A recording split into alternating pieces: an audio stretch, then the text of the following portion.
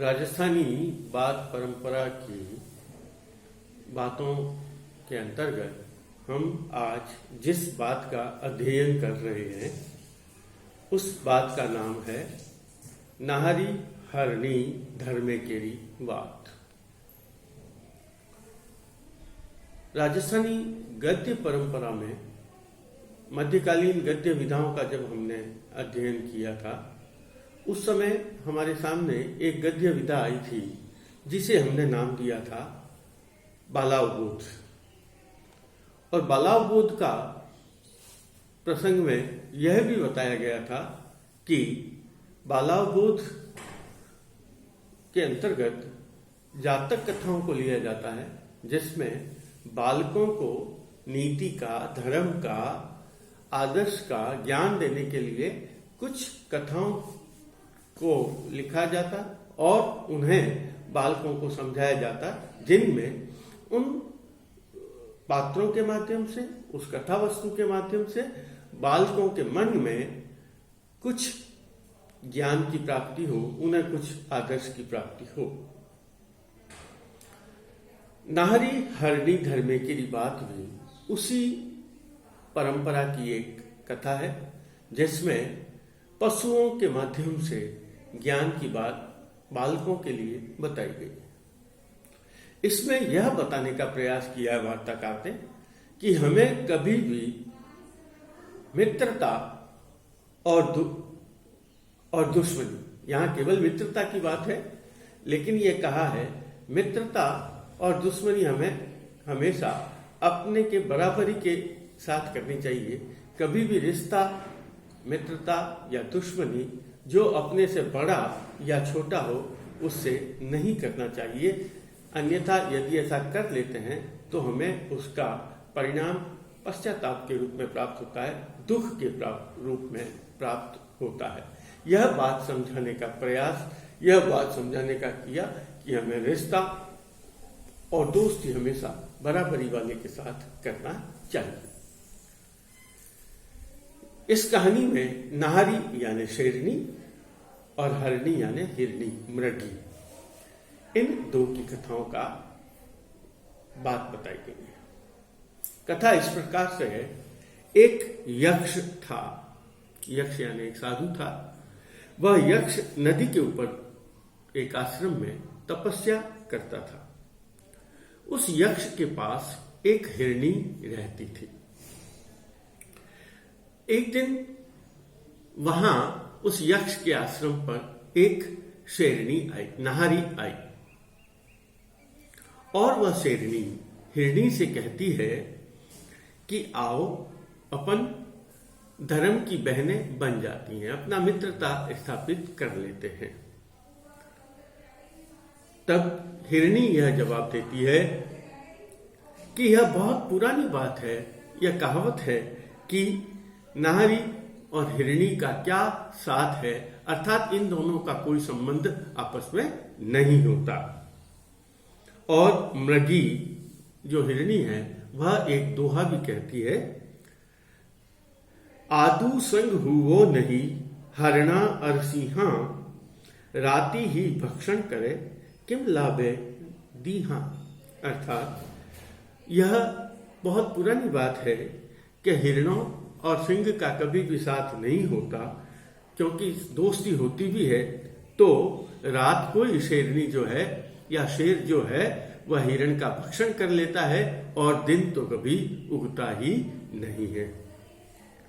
तब वह शेरनी उस हिरणी से कहती है, मैं अकेली हूं,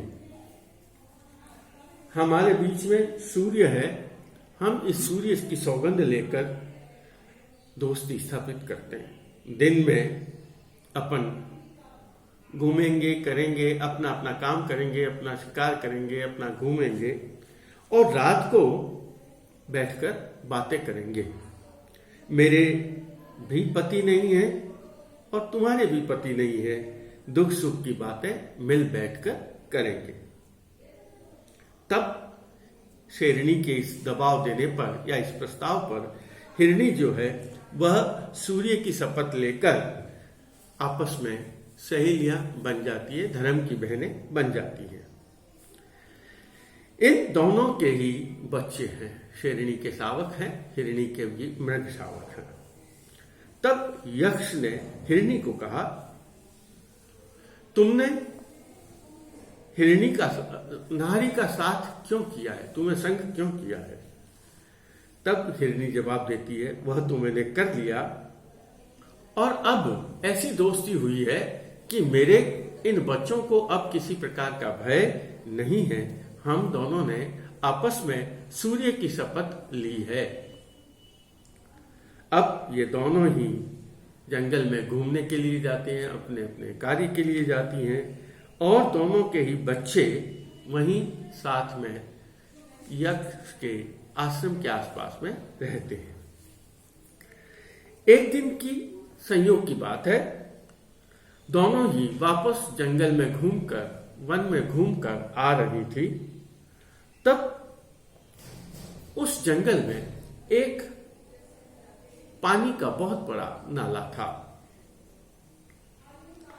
तो जो शेरनी है, नाहरी है, वह तो उस नाले को पार करके चली गई, और जो हिरणी थी वह झिझक कर, डर कर नाले के इधर ही रह गई, और उधर बीच में पानी भी आ गया, तो वह कैसे भी करके उस नाले को पार नहीं कर पाई।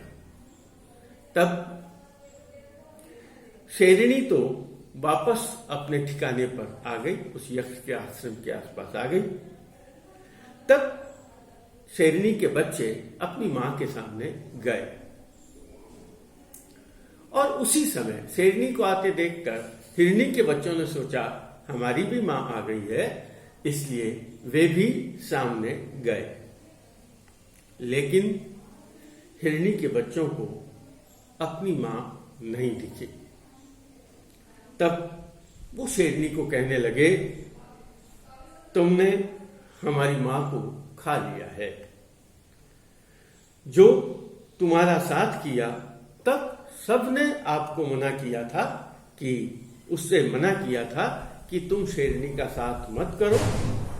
यक्ष ने भी मना किया था, लेकिन उस हमारी मां ने किसी का कहना नहीं माना और तुम पर विश्वास कर लिया, और आज अब उसे इस बात का फल मिला है कि तुमने उसका शिकार कर लिया। और वे इस प्रकार भी, एक मृगी का जो बच्चा होता है वो एक दोहा कहते हैं, आंगन बाई घर कले वैरी वाड़े वास, नदी कराड़े रूखड़ो जदकद हुए विनाश। यदि शादीशुदा स्त्री अपने पीहर में आकर रह जाती है तो उस घर में कलह होता है। यदि आपका पड़ोस में रहने वाला व्यक्ति आपका सबसे बड़ा दुश्मन है, और यदि एक वृक्ष जो नदी के किनारे स्थित है, उनके जीवन का या उनके नष्ट होने का कभी भी पता नहीं रहता कि वो कभी भी समाप्त हो सकते हैं, वह उन सब का बहुत ही जल्दी अंत हो जाता है। तो यहाँ भी हमारी माँ ने, जो हमारा सबसे बड़ी बैरी था, दुश्मन थी, उस शेरनी से दोस्ती करी और उसने इसका परिणाम पा लिया।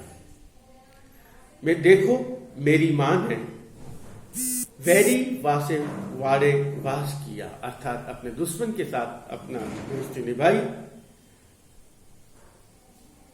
फिर वो कहते हैं कि चलो, हमारी मां ने तो गलती करी, पर हे भाग्यवान, तुमने तो सूरज की सौगंध खाई थी, और तुमने ऐसा कार्य क्यों किया?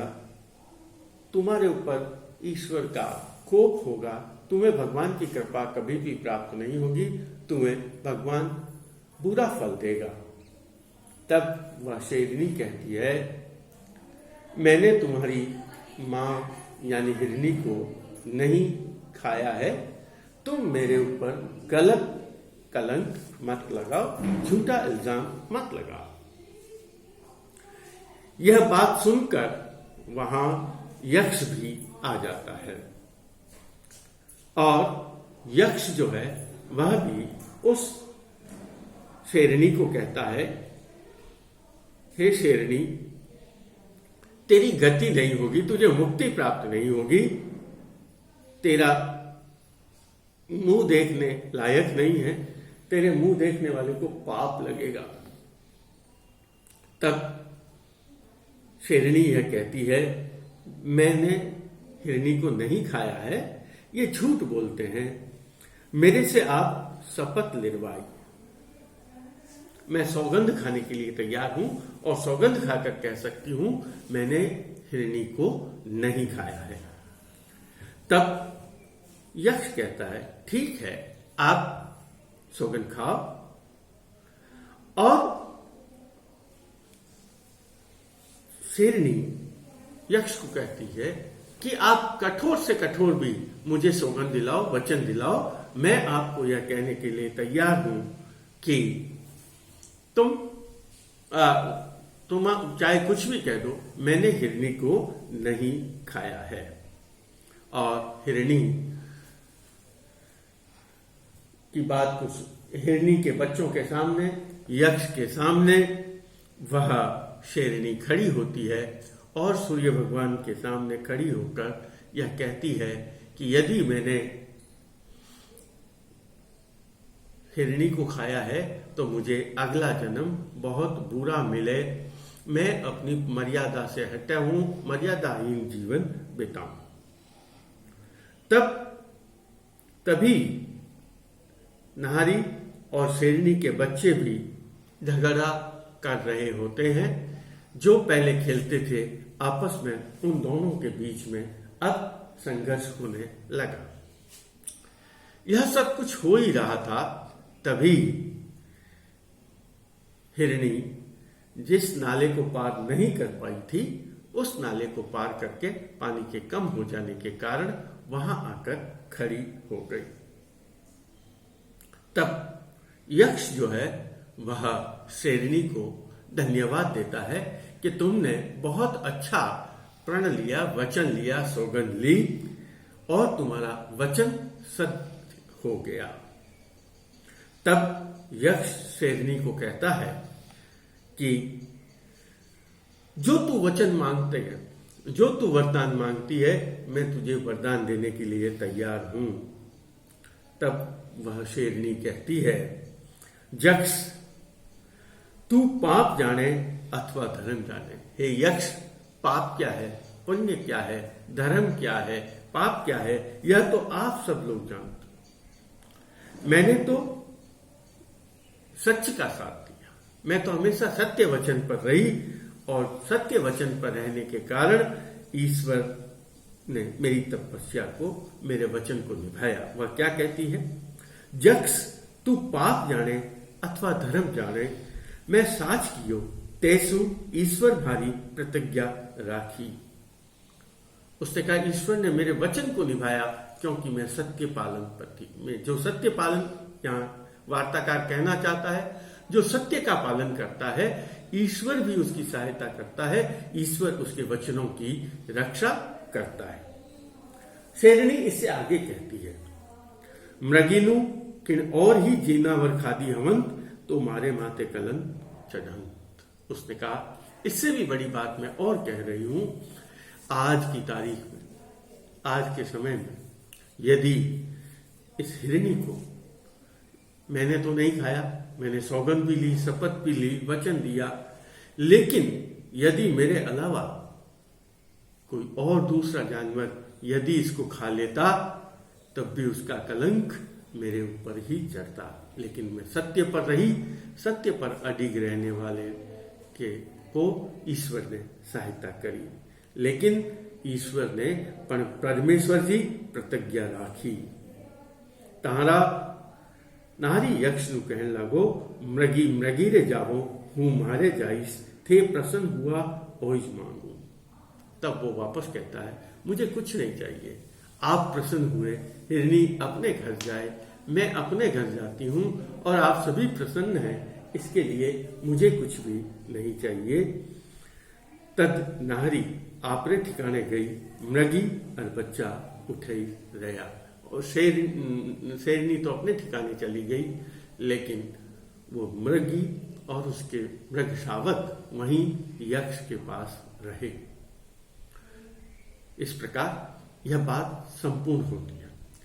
इस बात में वार्ताकार, जैसे मैंने प्रारंभ में कहा, यह समझाना चाहता है कि हमें दोस्ती और दुश्मनी, मित्रता और वैर भाव समान होता है, जो हमारे बराबर होता है उसके साथ रखना चाहिए।